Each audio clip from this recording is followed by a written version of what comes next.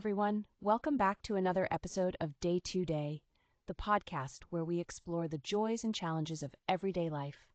I'm Emma. And I'm Alex.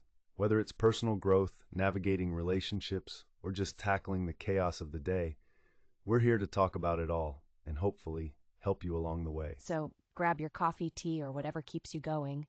And let's dive into today's episode.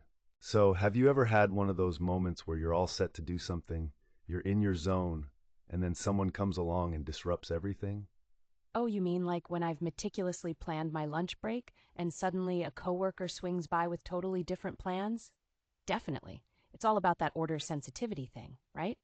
Exactly. Today we're exploring this fascinating concept of order sensitivity. Apparently, it's more than just being picky or fussy. There's psychological depth to it. Yeah, I read something about this. It involves maintaining a certain kind of personal order or system. Some people really invest a lot in keeping this order intact. It turns out that this sensitivity isn't just a quirk developed in adulthood. Montessori, the famous educator, actually noted that this starts really young, during what's known as the sensitive period for order. Wow. So even toddlers are creating these order systems?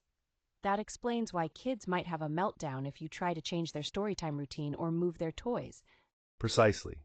For adults, though, this translates into different kinds of order, like physical, time, social norms, and even visual aesthetics. That's intriguing.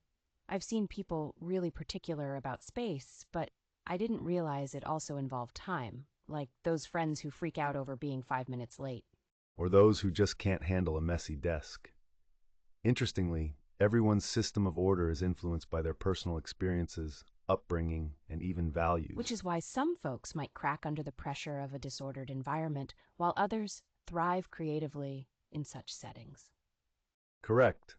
Order offers a sense of security, reducing anxiety by providing a controlled environment.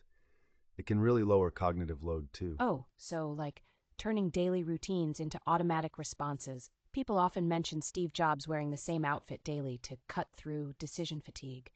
Exactly. It's about making efficient use of limited cognitive resources, saving brain power for significant decisions instead. But we also need balance, right? Too much order can stifle creativity and cause friction in relationships. Definitely. It's about finding that middle ground. Even those sensitive to order can benefit from occasionally let go and experimenting with breaking their own routine. Yeah, it's like you have those days where breaking your own rules can lead to unexpected fun and insights. Absolutely. Also, being sensitive to order can have social benefits.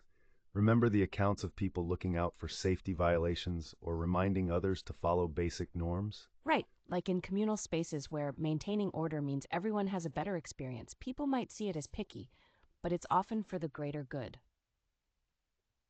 And there's always this aspect of standing up for what's right, sometimes at personal cost, but enforcing rules can protect rights. Interesting. So ultimately, being order sensitive is like having a double-edged sword. It can provide great benefits, but challenges too. Exactly. The trick is not letting it completely take over one's life or harm relationships. Communicating your need for order can also help others understand where you're coming from. I could see that working wonders. If you explain your rules to friends and coworkers, they're more likely to respect them, right? Certainly. It's all about that balance of maintaining order while being flexible enough to adjust when necessary. So what can we take away from all this? Well, our obsession with order does serve a purpose. It provides us with structure, saves our mental energy for the big stuff, and ensures we have a safe and predictable environment. And maybe a little chaos now and then doesn't hurt. After all, life happens in those unpredictable moments. Right. So embrace the order, but don't shy away from the beauty of spontaneity. Wise words. Thanks for tuning in, everyone.